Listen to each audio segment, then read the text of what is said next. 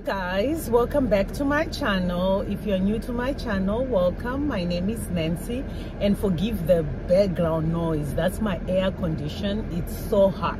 It's like 94 degrees here in Texas, so yeah, that's how hot it is. But anyway guys, so today I am talking about wounds in marriage. As we know that when you are wounded, you know, you are most likely you are going to wound everything around you and the people around you. So today guys, I'm just sharing with you how I overcame some of the wounds that I contributed in this marriage. I've been married for 25 years if I'm just talking about the white wedding part, but if I'm gonna include the bride price years, then I'll say I've been married to my husband for 27 years. That's how long we have been together. Yeah, so I'm not an expert in any marriage thing, you know, I'm just sharing my story. Hopefully you learn one or two things and avoid some of the mistakes I did. You know, that's why I share my stories in this channel. So the question is, how can you wound your own marriage? Pain, unhealed trauma. If you don't get that healing, you are definitely going to cause wounds in your marriage. And let me tell you, if you are expecting your spouse to heal your wounds, it's not gonna happen, because they are sick also.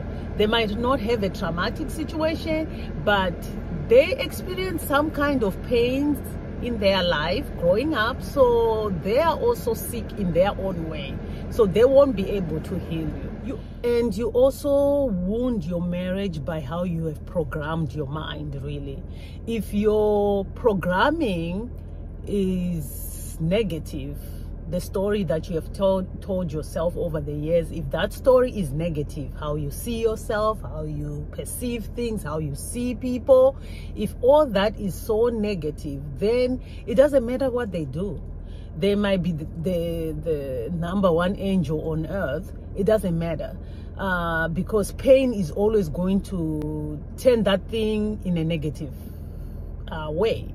So you find out that the pain, your pain now, always mirrors itself on your spouse. So whatever your pain is, that is what you end up offloading yourself on your spouse. It doesn't matter, it's in good times, whatever season of marriage you are in with your spouse, whatever you are carrying inside is what you offload on your spouse. Another culprit of wounds is assumptions. Assumptions will cause you to have so many resentments in your marriage. Remember, pain is the one that is making decisions all the time.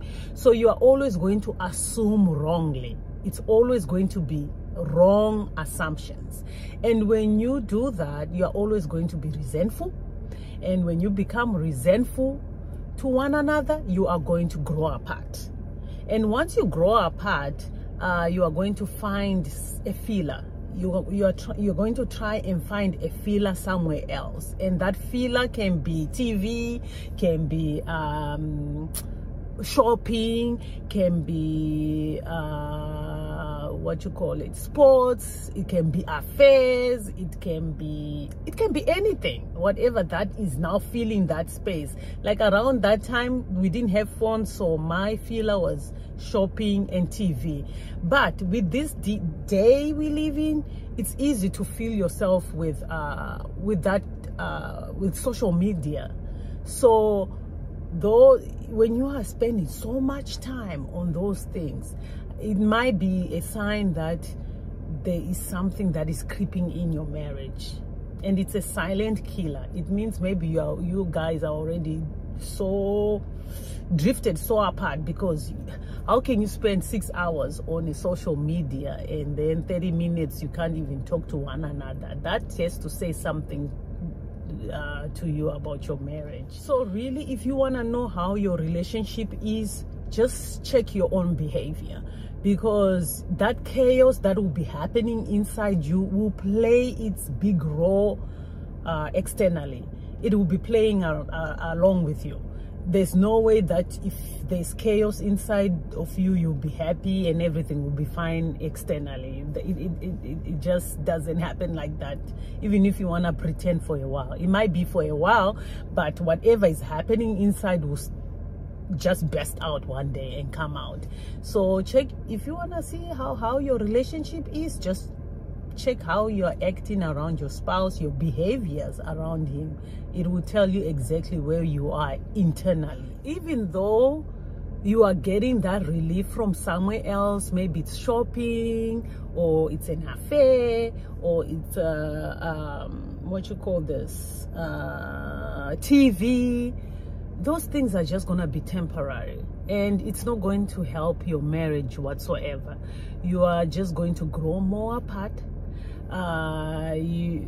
because you are just failing to look at your wounds and get the healing you need, because you both are busy pointing fingers. You change, I'm okay like this, you are the one who has the problem, you change. So if you're busy pointing fingers at one another, you are just gonna make things worse. That's when you that spark, we call the spark, goes away, and we say things like, you know what, I love you, but I'm not in love with you no more. There's no that spark. So yeah, that's when couples start considering divorce, because they're like, you know what, I think we are better off apart because this is not working. We have been there. It's not fun. It's not a season that I wish for anyone, because when you grow apart like that, all you want to do is hurt each other. Like, you feel like you are enemies, but you're not enemies. You're just two people who are being used by pride. You are failing to look at your own self to deal with the problem. However, there is no problem that is bigger than God. Although marriages have different seasons, you can really choose the outcome you want in that season you're experiencing at that time. You can choose that. Your wounds can be healed. How? First, you have to invite God to heal your soul wounds. Because if you are coming from a traumatic situation, maybe like mine, then you know that your wounds are deeper. You're dealing with shame. You're dealing with fear. You're dealing with so many soul wounds that only God can heal. No man can heal that. Only God can heal that. I don't know. Maybe there's a pill that can heal that. I don't know. I'm just telling you my story, because I know what I know, which is God can heal your soul wounds. Only Him can. The deeper you go in with God, in your relationship with God, the deeper He will reveal these wounds to you and heal them. He will remove that toxicity that is happening inside you, and He will create this new environment, this loving environment, so that you can start afresh. But you have to do the work. It's just not gonna be magic. It's not gonna be a miracle. It's just something that is just going to require you to intentionally put effort, put in the work. For me personally, I had to train myself how to forgive me and how to forgive my perpetrator and those who I was holding grudges on. I had to train myself to do that. It took me a while to figure it out, but I had to train myself and ask God for His help to show me how to forgive myself. So you have to first forgive yourself, and you have to start loving you, because it's so difficult to love something that you hated. Like, you are blaming yourself. You think that was your fault. Whatever happened, it's your fault. You're blaming yourself. You don't see yourself right. So loving that person inside you, it's difficult. So you have to now train yourself, like, how do I love myself? You first forgive yourself, and then loving yourself becomes easier. And you just have to love the good, the bad, and the ugly, and accept it as it is.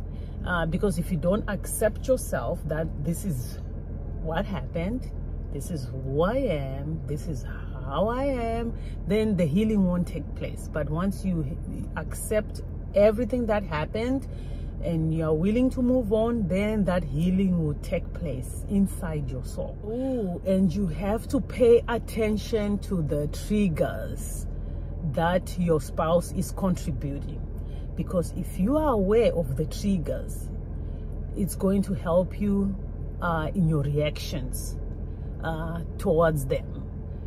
That will heal those wounds inside yourself, because if you don't pay attention to the triggers, you think that it's their fault, but really maybe their behaviors or what they've said or what they did is just triggering that wound that has not healed. So if you pay attention to those triggers, it's going to be easy to heal those wounds. And instead of you making assumptions, which we know that it contributes to adding wounds on top of wounds, you just have to train yourself to ask questions. This is one habit that is on top of my list.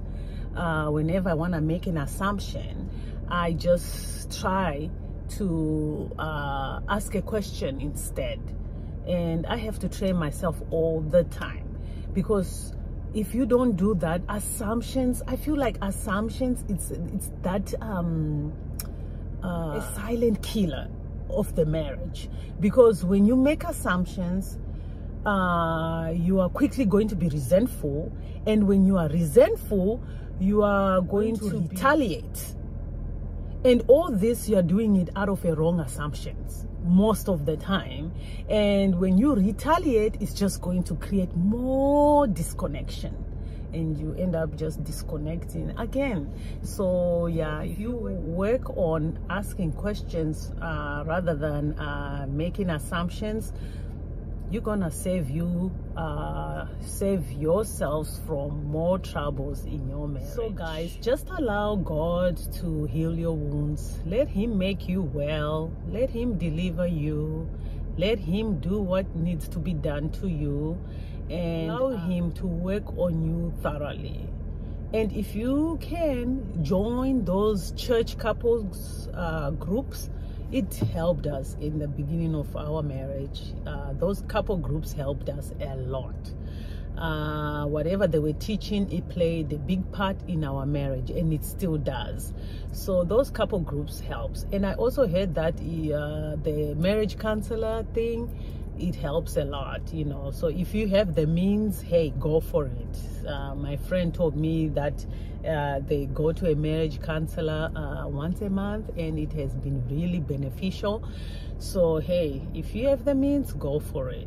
And if you can open up to your spouse about everything, almost everything, you know, because it depends with your spouse. You know your person, you know. So if you know that your person is open enough for you to open up, then open up, because you need somebody to talk to you, and your spouse will be that best person to open up to. But if it's not, then open up to somebody else that you can trust, because you opening up is just gonna open that cane with worms, so that those worms can be released. But most importantly, you have to give each other room to grow, room to make mistakes, room to change. Because, you know, as we know, marriage is full of seasons within seasons, seasons within a year, many seasons within 1 year, many seasons in one day. If you are beginning the marriage, many seasons in 1 week, 1 month, and so forth. But if you give each other room to grow, to change, to transform, to make mistakes, then it becomes easier. So just give yourselves room to make mistakes, to grow, to change, to be transformed, and to be healed. It will just going to make this marriage thing work better. Because once you are able to do that, when the season shifts in your marriage, you are now able to discern the change and make the necessary adjustments. you'll be able to both discern like something shifted, you know, especially when you have kids and let's say one child has moved out or one child has acted like a fool or whatever. It's gonna affect you as couples. So when that happens, you have to now know, okay, how can we adjust to what has happened here? All that will come to play when you give yourself room to grow, you know. So before you throw in the towel and give up on your marriage, as long as it's not toxic, of course, just give it all to God and let him and see what he can do with your marriage. You know, when I see what's going on nowadays, how people are divorcing everywhere and the stuff they are divorcing about, I can only thank God for his grace. Because if I tell you, when we wanted to divorce, we had biblical reasons to divorce. And I mean biblical reasons that if we had divorced, God was going to be okay with it because the mess was too much. But just by his mercy, I don't know, we just, something just kept on pushing us to keep on working through it, you know. So as long as it's not toxic, then give it another chance. Try other things. Yay. Marriage counseling or the couple groups, you know, church couple groups. Of course, making God the center, giving him all the problems and let him handle it. But you have to be willing to put in the work, because if you are not willing to do it, it's not going to work, no matter how you try. Or if one person is willing and one is not, then it's not gonna work. You just have to both wanna do it. But you cannot wait also for the other person to say, oh, I want to see you do the work. It doesn't work like that. If you start doing the work, they somehow join in and do their own work. So yeah, guys, just allow God to be the center of your marriage. Let him come and heal your wounds, the wounds that have been created because of your pain or whatever. Just let him heal those pains, those wounds, and just put in the effort. Read books, you know, listen to marriage sermons or something, you know. Just do whatever you can to make this thing work. So this is it, guys. Thank you for watching. You have a blessed, wonderful week, and I will see you in my next video. Thank you. Bye.